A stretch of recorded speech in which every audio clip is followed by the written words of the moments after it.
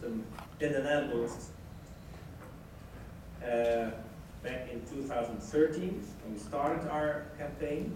And now I would like to tell you something about the experience we had and the phase that we are currently in.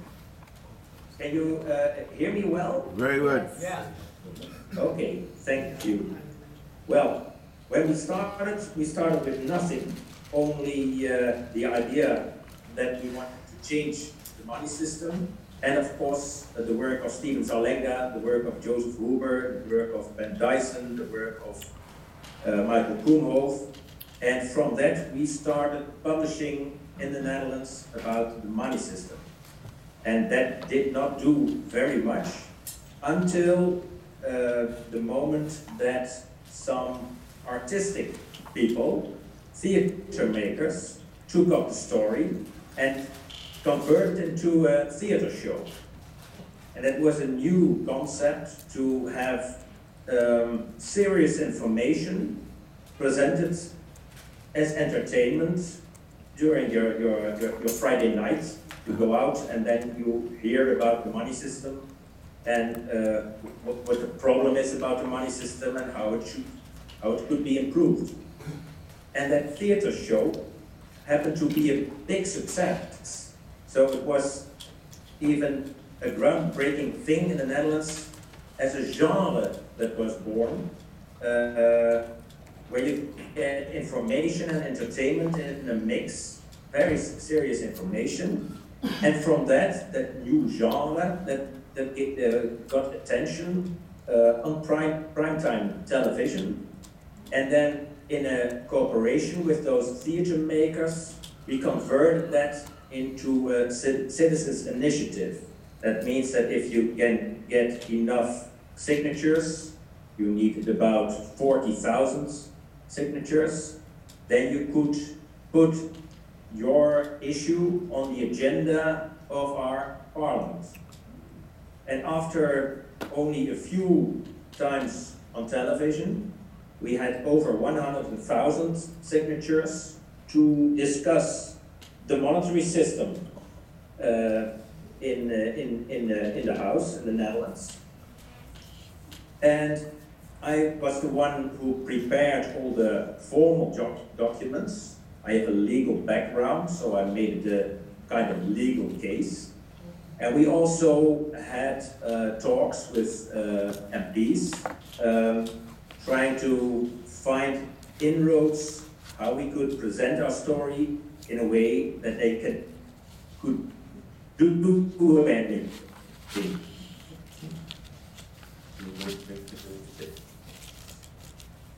Government should create the money, not the banks. That is not a story that politicians can do with the rules. Things that are feasible in the political debate, to get it on the agenda, to get it in a stage that not only 3 members of parliament think it's an important issue, but the majority must think it's an important issue. So we had to find something that a majority would think would be important regarding the monetary system, and something that would lead to further developments that will help our case. And we found that. An issue that we found was kind of a wake-up call for politicians. We told them that currently people do not have the option, so they can choose freely to have their money safe, really safe, at a bank, on a bank account, in a digital format. Because in the current system, people always have to lend their money to a bank to put it on an account. It means the public is funding banking organizations, is funding financial companies without even knowing it, whereas the intention of putting your money on the bank is not funding that bank, but is to keep it safe and conveniently available so you can make payments with it. And politicians like that idea. They say, yes, why don't people have that choice? Why doesn't that exist? This should exist. And then they voted unanimously to get a safe bank account. And that is a hole in the system, because that means that people could take the funding away from banks, the funding in the form of bank money, which would endanger banks.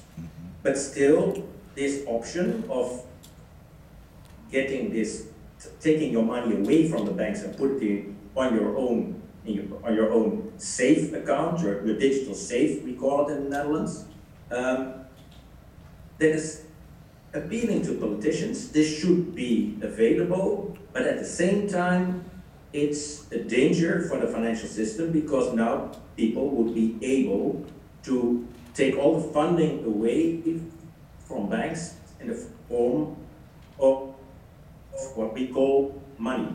Bank. So we had a unanimous vote in Parliament for that, and that created responses. It was kind of shock wave for the banking elite in the Netherlands, because they always thought they were safe, that politicians could not do anything against the status quo.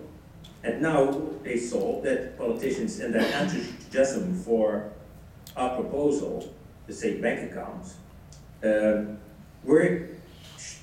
showed that they could make a decision that would just end the banking privilege. Because what is the banking privilege? Is that it's getting funding from the public without the public even knowing that it's funding banks.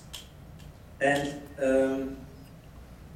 then thought leaders from the banking community got in the position that they thought, well, we have to do something with it. We have to come up with a plan. So when politicians, for instance, during the next crisis, come up with the idea that they now demand this safe bank account, that we have something in place to present to them as the safe bank account they want. And that gave the start to a public debate in the Netherlands about how this could be arranged. A safe bank account for the public without endangering the current system. And this goes up in tandem with a discussion you have within the central banks about central bank digital currency. And that's something that Michael Kumhof came up with and is working on at the Bank of England, and it's now every central bank wants to be involved in this matter, so is currently considering central bank digital currency, which could be a form of rather safe money. But is it safe money? Is it the safe the safe money that we propose? And then we say no, it is not, because so far, when they're talking about central bank digital currency, they are not talking about money, the embodiment of the general unit of value, but they're talking about a claim to money, a claim on the balance sheet of a central bank, which means that the central bank needs to balance all those claims on its balance sheet, which are then considered money, needs to balance that with assets. So it needs to hoard financial assets, or gold or silver. It needs to hoard things on its balance sheet and wealth on its balance sheet to balance its liabilities, so the claims to money. And in a way that's bogus, because if you have a government institution that from its sovereign power creates money at will, it doesn't need to hoard anything to do that. What it needs to do is create the embodiment of the general unit of value. But in the current system, which is not a money system but a credit system, this embodiment of the general unit of value, for instance, the dollar coin, is not the main. It's not the main instrument for monetary policy. It's more a side thing. The main instrument for monetary policy is providing credit. And then I have to add something to that. It's not only providing credit, but also providing that this credit position, for instance, the position of $1, trades at par with the embodiment of the general unit of value. So that a claim to money is valued like the money you can have in your hand, which is a strange thing. If you compare it with apples, if your mother or someone promises you an apple, that is, you could say, of less value than when you have an apple in your hand. And, well, the current system is set up in this way that it's based on promises of money, and at the same time we already know that there is not enough real money, the intangible money, the embodiment of the general unit of value, to pay all those promises. Right.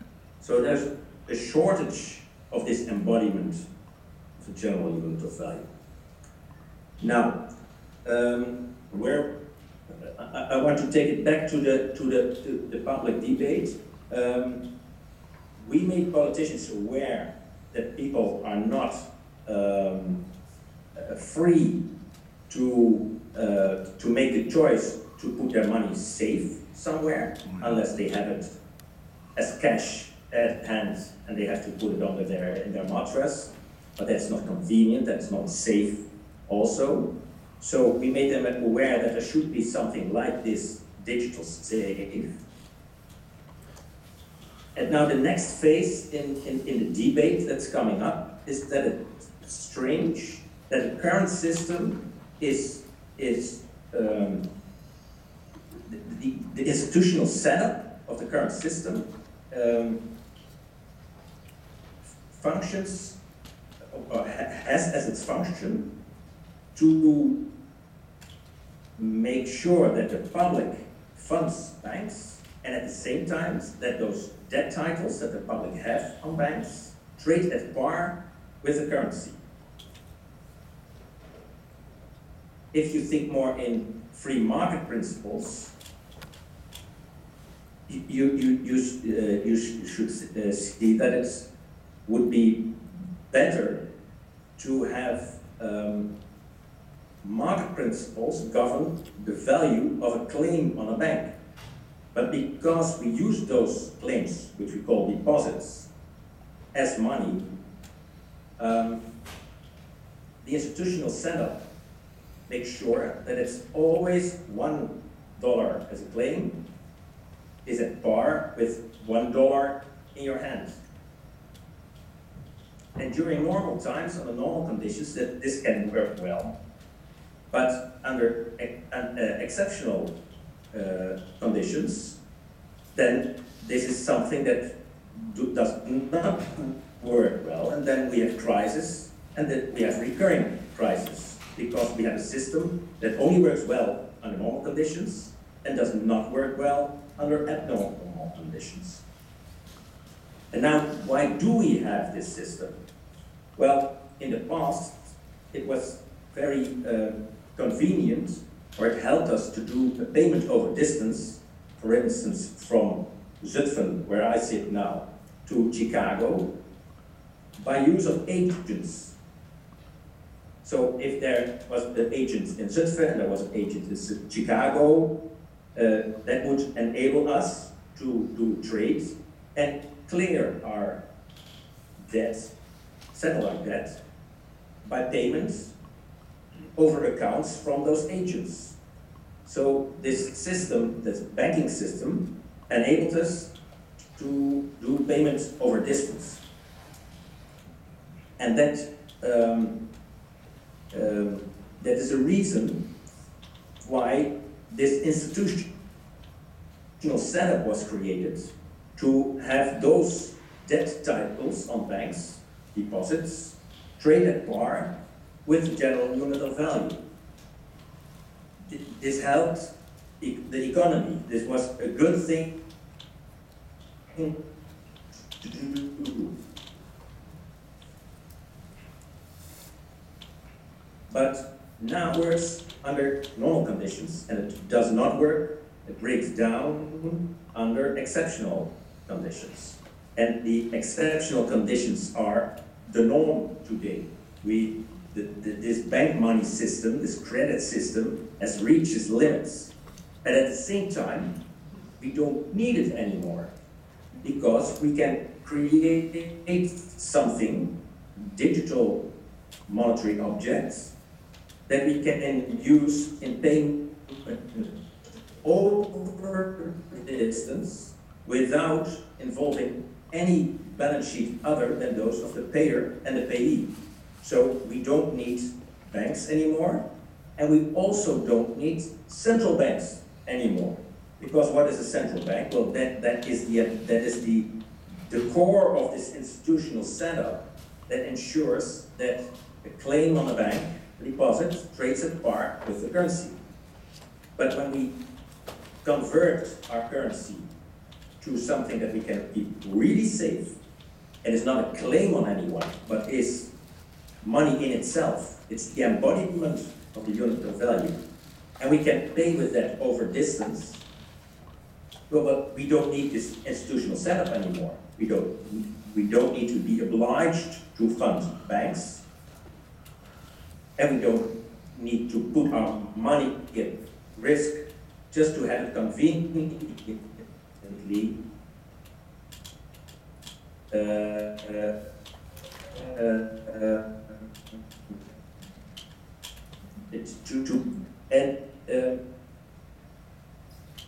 the economist Hyman Minsky, he saw in the 1990s, when the internet was coming, this change was at hand now. And he questioned why, he asked himself in one of his papers, if this idea that a deposit, a claim on the bank, should trade at par with the currency, if this should not be revisited, revised, because the existence of the internet made this arrangement of the banking system obsolete. No way. When we argue a euro that it's not a claim on any bank, but it's just physical and digital embodiments of the general unit of value in the Eurozone. And then we didn't need a European central bank, but we needed a monetary authority that's not a bank, because it's not providing credit, but it's creating money. Now, the discussion is already here in the Netherlands that people should be able to put their money somewhere safe.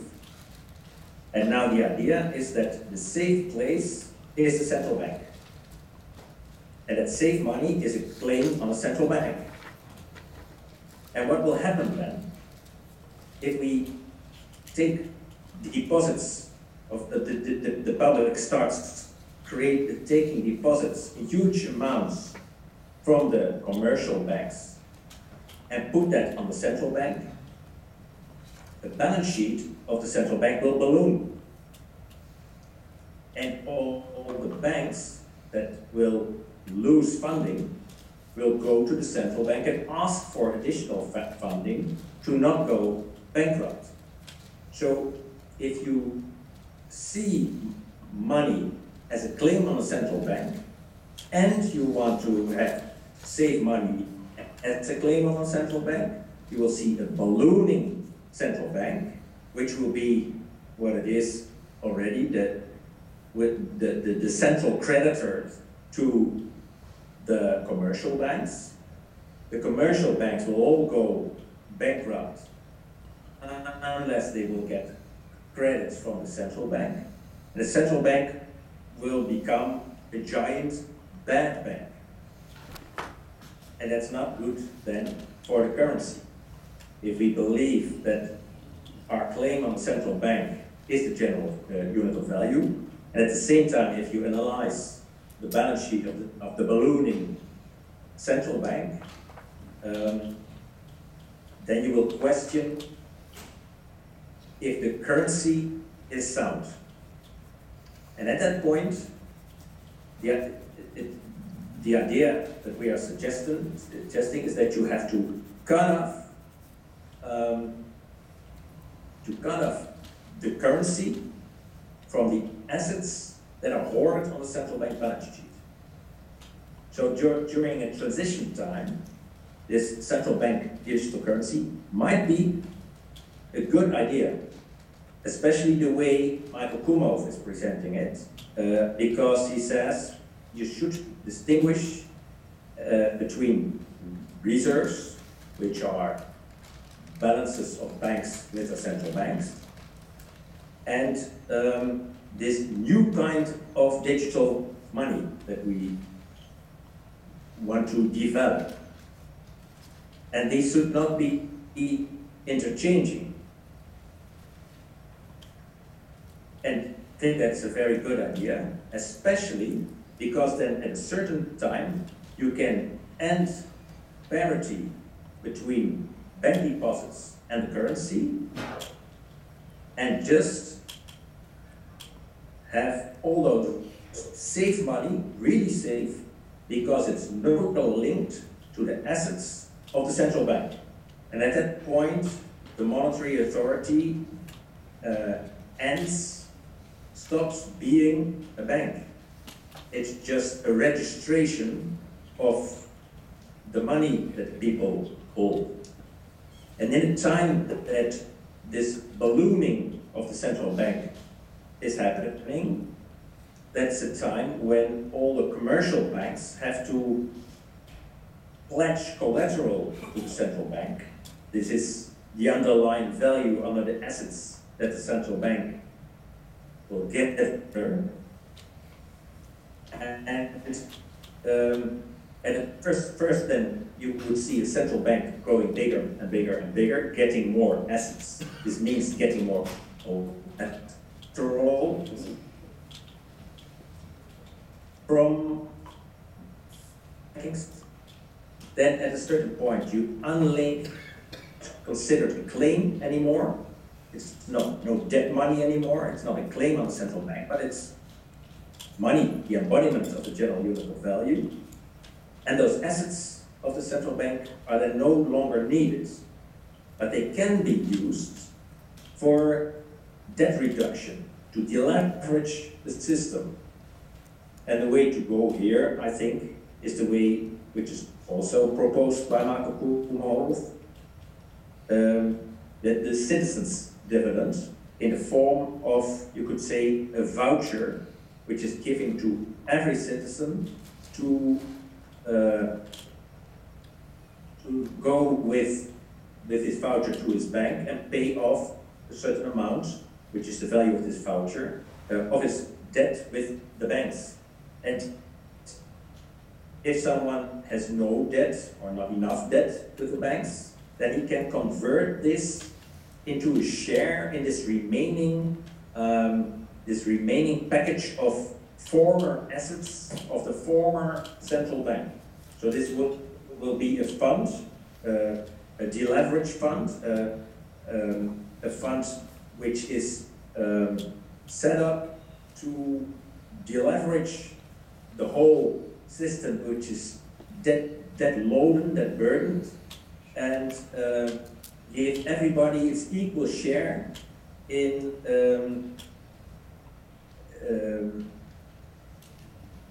well, in those assets that were in a way the seigniorage for the money that has been created by unlinking money from the balance sheet of the central bank, sharing that equally, and and aiming thereby at reducing debt levels so that the credit positions that are in debt is risky get more value.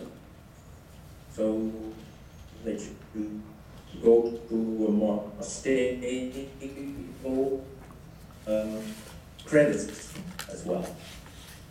An important thing to put in a political debate is that when you unlink the money system from the credit system, you get the opportunity to see money as the public part of the financial system and credit as the private part. Credit is a matter of contracting. It is a private thing by definition. Contract law, for instance, in that is called private law. It's about the private undertakings between the agents in the economy. And these are now very much entangled because we use credit as money. You get that a public concern is very much entwined with private interests. And maybe at the highest level of monetary reform, you could see that monetary reform is about disentanglement of public and private interests. And here then the money part is the public thing, which should not be linked to private values or undertakings or whatever. And the credit part should be part of a free market.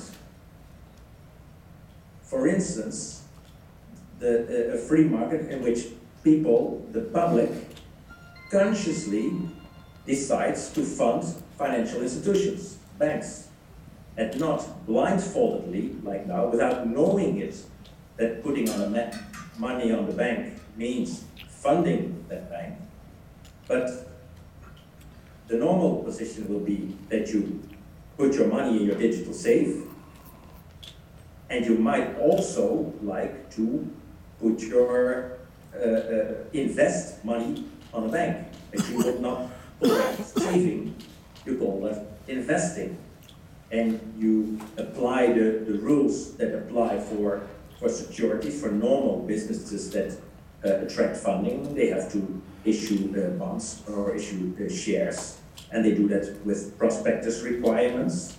And in that way, financial institutions can still get funding, but then on conditions, on the normal market conditions.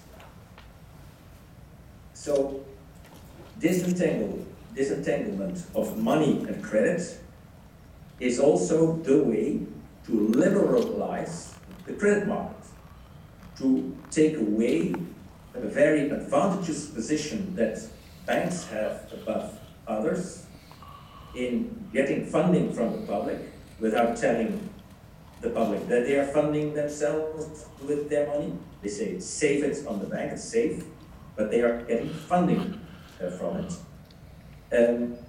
So monetary reform is also about liberalizing the credit markets, taking away the privilege that banks have, take money, but this privilege is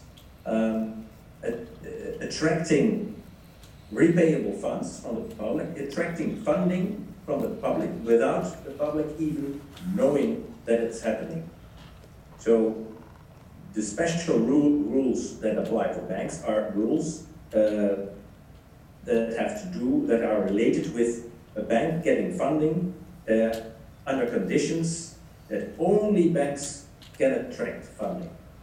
Other parties, for instance, have to issue a prospectus, have to tell the public what they want to do with the money. Banks don't have to tell what they want to do with it. They just get to save it. That's their prospectus. Giving the impression that the money is safe and that nothing is done with it. So you have a money part to focus on, that's a public concern, and you have credit part to focus on, and that should be a private concern without the public sphere interfering too much and without entanglement of public and private interests in the money system. Maybe that's enough for now. I would like to take some responses or questions from the audience. Thank you, Edgar.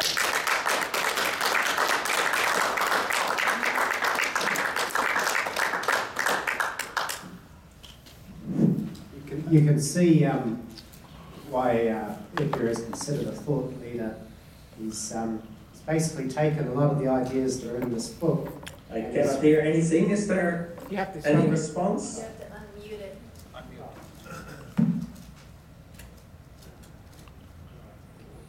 We gotta clap again. Sorry, we have you on.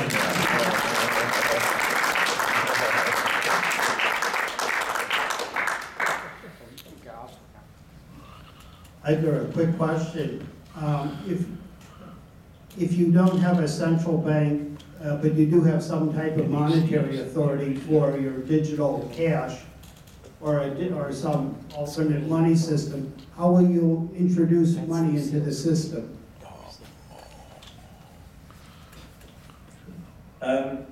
Well, in the first instance, you have a conversion of deposits or claims to money into money. So the bulk of the existing money stock will be converted into the monetary object. And after that, well, I think there are basically two ways you can give it. For instance, in a transaction, so you give it for something, so you pay, for instance, with it, or you can give it without it. That there's a payment obligation, so you give it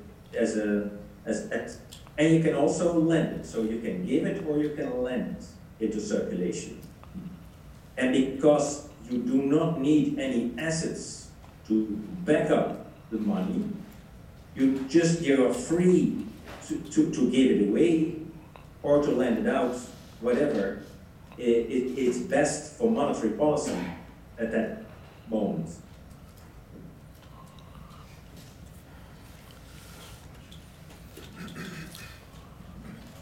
But who makes that decision? You do, it's your money. Well, especially the decision about giving it away should be a political thing. So that should not be a thing of technocrats, but the technocrats decide upon the quantity that's needed to avoid deflation and to avoid inflation. So the idea should be a zero inflation policy. And having a zero inflation policy may require that you increase the money stock, and the part of the money stock that's given away should be given away via the political process, basically.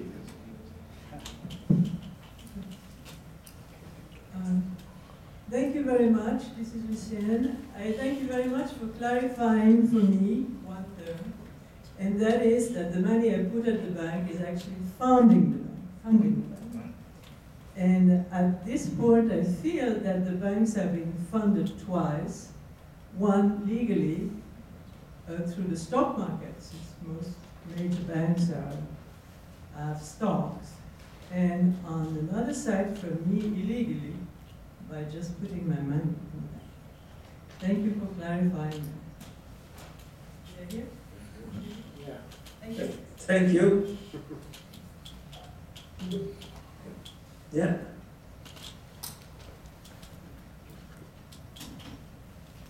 This is Nick Tiedemann. I can imagine a situation in which people gain confidence in the economy and no longer feel they have to have as much in the way of precautionary balances. The demand for cash balances goes down, and unless there's a decrease in the money supply, you'll have inflation. How would you plan to decrease the money supply when that became necessary? How to increase it? Decrease. Decrease. You were considering Decrease. monetary taxes. Okay. Yeah, tax it away. In my view, digital money would lose its, would be incompatible with being a store of value. So currently we see those three properties of money: the general unit of value, the means of payment, and the store of value. But in a fully digital money system, hoarding money beyond certain limits should not be allowed, because those hoardings can endanger the monetary system. It can be a monetary power itself. So it's important to have sufficient liquidity buffers well spread throughout society, and the monetary authorities should monitor that and make sure that these liquidity buffers are always available and well spread throughout society. And when money is hoarded too much at a certain point, it should be taxed away, because it should be recirculated in the money system. Now, I get often a response that it would be strange to tax certain property away from successful people who hoard a lot of money. And then I say, well, this digital money that will become available is a totally new asset that has never existed before. And when you want to hold these assets, you do it under rules that come with these assets. It's the same for bonds and equity, for stock. These contracts, and they come with some rules. Well, the digital cash money that I envision will come with a rule that it's okay to have a certain liquidity buffer in this digital money, but if you hoard it beyond a certain threshold, then you know that you have to convert it in other assets or spend it or do whatever with it, but it will be taxed away, because it's not allowed to hold too much liquidity buffers in this special form of asset, this special asset, this digital money. So, yes, it will be liquidity. No, it will not be a store of value, because you cannot hoard it endlessly. If you want to store value, you buy stock, you buy real estate, you buy whatever, but you cannot do this in holding money. Does this Yes. answer your question? It's basically use it or lose it. Yeah. Hi, Edgar. I have a question. What do you think about another alternative, just giving everybody access to direct accounts at the central bank or treasury, and then also how would sovereign money be lent into the economy? Thanks. Did you hear that, Edgar? A direct accounts at the treasury. Well, central bank in this Or treasury, yeah. or treasury. Yeah. Yeah, well, the central bank is not the treasury. A direct account at the treasury, then I would think this would be a claim on the government. And then the government needs to have assets to back up the claims. So then the value of the money will be determined by the assets that the government has on its balance sheet. And well, the whole policy is not right here, because you should take care for the money system and for the money quantity, not from the point of view of the assets that you are hoarding on your balance sheet, whether you're a bank or the government. That's inward looking at the assets that you are hoarding. You should look at society, the societal needs for money, and the way it flows. And you can do this with digital technology. So this has become possible. So let's start using this.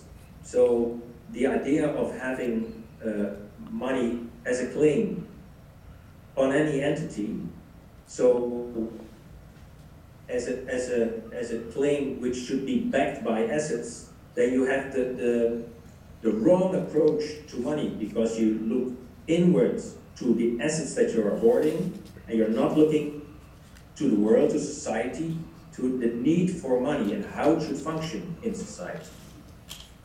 So that's the part of the treasury accounts. And then you had another question. What was that? How can sovereign money be lent? How could sovereign money be lent, or how could the digital cash asset be lent? Into circulation. Lent into. Well, can be lent as money is lent now, but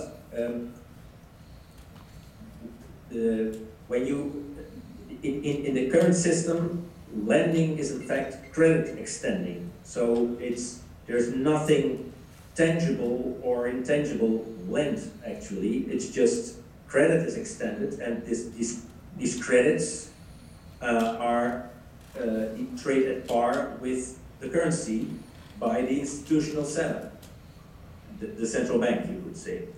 So in the current system, it just extended credit, and then when you lend digital cash as a monetary object, digital object, then you really transfer something in the lending transaction.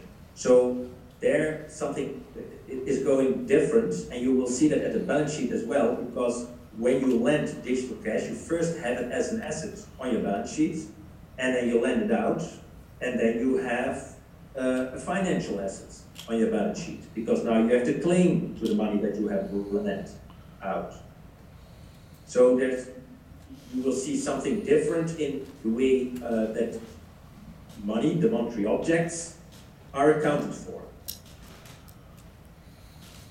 And when the monetary authority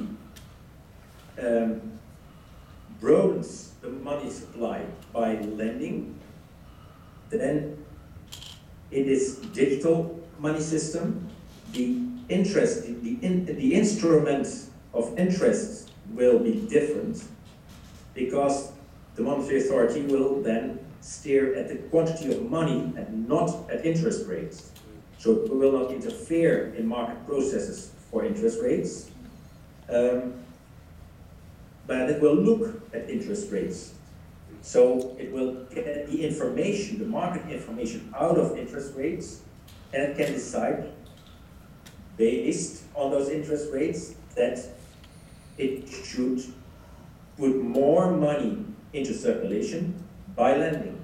And then instead of putting a floor to interest rates, it will set a ceiling. It will tender, for instance, that money, it will tender contracts in which money will be handed to financial institutions that will extend credit to society from a certain level of interest. For instance, the interest for the real economy is going up to 8%, and this is seen as an indicator that there is a money shortage or a credit shortage. Then the monetary authority can tender and say, well, you can get additional money, we create it for you, for lending, for the credit business, for 7%, for instance. And of course, we want to have good collateral. That's a different thing if you compare it to the current system. When the central bank extends credit to banks, which it does routinely because that's what it does, then it gets collateral. But when banks are in bad weather, then the central bank has to take bad collateral just to keep the system afloat. But in this new setup, the monetary authority can decide it wants to broaden the money system.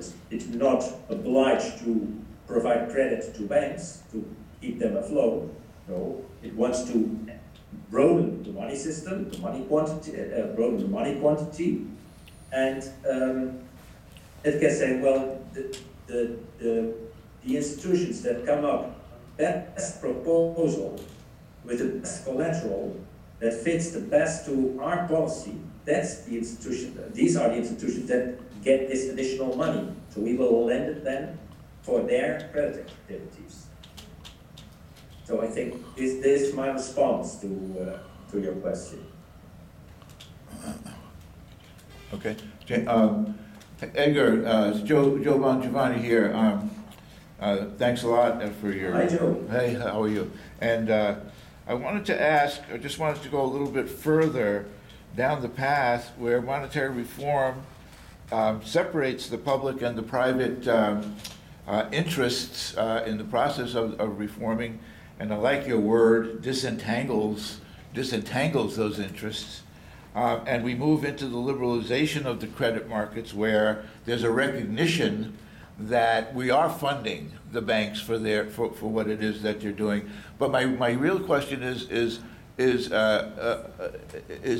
thinking beyond that, in the sense that now we're going to have the lending to those banks being done for purpose. That is to say, in order to fund some particular either a type of a loan program or some special purpose type of say, for instance, cooperative business lending. Is there thought to that as to whether and how this might influence those outcomes? I don't think I get your question well. Can you? Basically, after we have monetary reform and we've changed, the recognition really that we are funding the banks, that your deposit now is funding the lending activity of the banks, that the banks in the banking system, the entire banking system itself will be altered by that fact to where the people that are lending to this bank are the people that are believing in the lending policies of this bank and the lending programs of this bank, and sort of having special purpose banks, if you will, to be funding those special purpose needs in the economy. I'm just wondering if there's a thought about that. Well, of course, in this liberalized credit market, you will see that the public, the preferences of the public will be much more important, because people want to consciously invest in something, or if they do not want that, they put their money safe in that digital safe. So that the money is inactive in a way. It also has another effect, that is that the monetary authority needs to broaden the money supply because a lot of money will become inactive, will be there just as liquidity buffer in a digital form, but it's not invested in financial institutions. So to compensate for that, the monetary authority needs to broaden the money supply so that all those digital safes can be filled to a good level, a level that's considered good. But definitely, when you have competition, real competition in credit markets, then the preferences of the people will be much more important. So we might add a word to liberalization. It's not only liberalization, but it's also decentralization. It's decentralization of credit decisions. Currently, credit decisions are made at high level in the banking industry, which is dominated, for instance, in the Netherlands by 3 banks. So it's an oligopoly. It's a form of monopoly, and they decide when credit will flow and on what conditions and to what things, and that will be hugely decentralized. Deciding where money will go will be something that the people that give the money will do. There will be much more bottom-up influence in funding of the whole economy, or whatever is happening on the planet. Will be much more decision-taking about that will be much more decentralized. So maybe we may even add another word to it, that's democratizing credit in this way.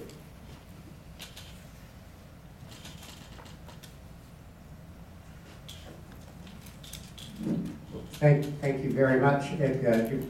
I think everyone's understanding what you're saying, which is great, because I've been trying to get these ideas across since 2010 every year at the conference, and I'm still getting asked the same questions year after year, so I think hopefully you've managed to say it in a slightly different way that has sort of sunk in, so thank you.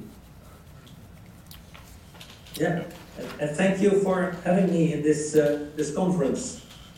And I hope that next year I will be live present and see you all, because now I have to see watch the ceiling of the place where you are and see the 2 minutes. But I hope next year I will see you all. Thank you.